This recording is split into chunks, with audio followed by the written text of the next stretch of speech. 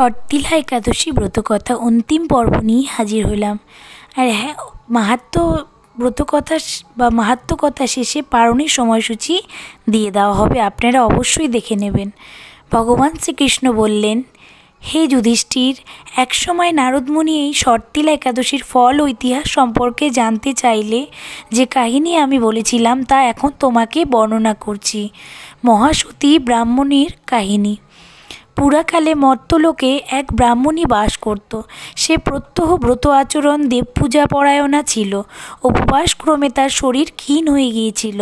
সেই মহাসতী ব্রাহ্মণী অন্যের কাছ থেকে দ্রব্যাদি গ্রহণ করে দেবতা, ব্রাহ্মণ, কুমারীদের ভক্তি ভরে দান করত, কিন্তু কখনো ভিক্ষুককে ভিক্ষা দান ও ব্রাহ্মণকে অন্ন দান করেনি। এইভাবে বহু বছর অতিক্রান্ত হলো।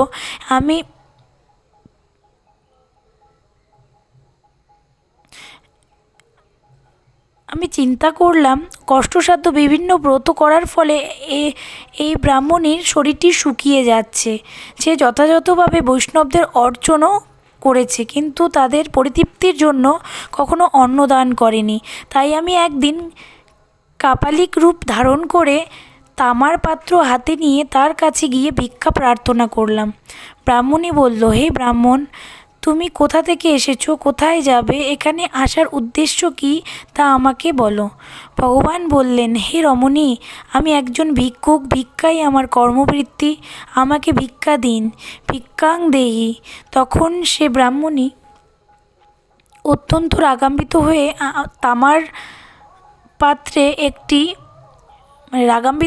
আমার পাত্রে একটি মাটির ডেলা নিক্ষেপ করলো। ব্রাহ্মণীর মনোভাব বুঝতে পেরে স্মিত হেসে আমি সেখান থেকে চলে গেলাম। বহুকাল পরে সেই ব্রাহ্মণী ব্রতের সুফল পেয়ে সশরীরে স্বর্গযাত্রা করলো এবং মাটির ডেলা দানের ফলে একটি মনোরম গৃহ তার প্রাপ্ত হলো। কিন্তু হে নারদ, সেখানে কোনো ধান, চাল বা অন্য কোনো অন্ন ছিল না। গৃহশূন্য দেখে মহাক্রোধে সে আমার কাছে এসে জানতে চাইল, আমি ব্রত, কৃচ্ছ সাধন, উপবাসের মাধ্যমে নারায়ণের আরাধনা করেছি। এখন হে জনার্দন, আমার গৃহে কিছুই দেখছি না কেন? হে নারদ, তখন আমি তাকে বললাম, সত্য রমণী, তুমি জীবনে অনেক কিছু করলেও কাউকে কখনো অন্নদান করনি, পরিবর্তে ভিক্ষা হিসাবে মাটির ঢেলা দিয়েছ। একাদশীর সুফলে তুমি সশরীরে স্বর্গে যাত্রা করেছ। মাটির ঢেলা দানের ফলে মনোরম গৃহ পেয়েছ। অন্নদান না করার ফলে তুমি এখানে অন্নহীন রয়েছ। ব্রাহ্মণী নিজের ভুল বুঝতে পেরে আমার চরণতলে অঝোরে কাঁদতে কাঁদতে ক্ষমা প্রার্থনা করতে লাগলো।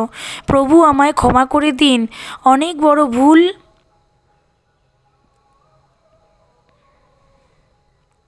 করে ফেলেছি, এর উপায় আমায় বলে দিন। ব্রাহ্মণীর আকুল প্রার্থনায় আমার মন বিগলিত হলো এবং বিহিতের উদ্দেশ্যে জানালাম, এর একটা উপায় আছে। মর্ত্যলোকের মানবী সশরীরে স্বর্গে এসেছ শুনে দেবতাদের পত্নীরা তোমাকে দেখতে আসবে। নিজ গৃহে দরজা বন্ধ করে বসে থাকবে, কিন্তু তুমি দরজা খুলবে না। তুমি তাদের কাছে শর্তিলা ব্রতের পুণ্য ফল প্রার্থনা করবে। যদি তারা সেই ফল প্রদানে রাজি হয় তবেই দরজা খুলবে, অন্যথায় নয়। এরপর দেবপত্নীরা সেখানে এসে তার দর্শন প্রার্থনা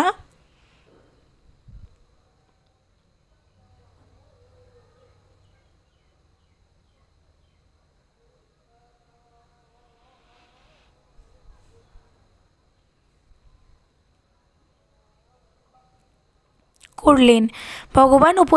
ভগবানের উপদেশ মতো তাদের কাছে শর্তিলা ব্রতের পুণ্যফল প্রার্থনা করল।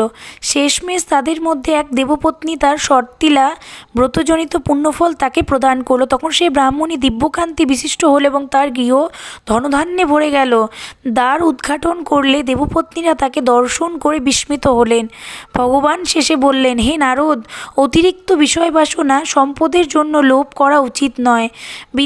স্বার্থ ও সম্পদের জন্য প্রতারণা করা অকর্তব্য। নিজ সাধ্যমতো তিল, বস্ত্র ও অন্নদান করবেন। শর্তিলা ব্রতের প্রভাবে দরিদ্রতা, শারীরিক কষ্ট, দুর্ভাগ্য প্রভৃতি বিনষ্ট হয়। এই বিধি অনুসারে তিল দান করলে মানুষ অনায়াসে সমস্ত পাপ থেকে মুক্ত হয়। সমাপ্ত।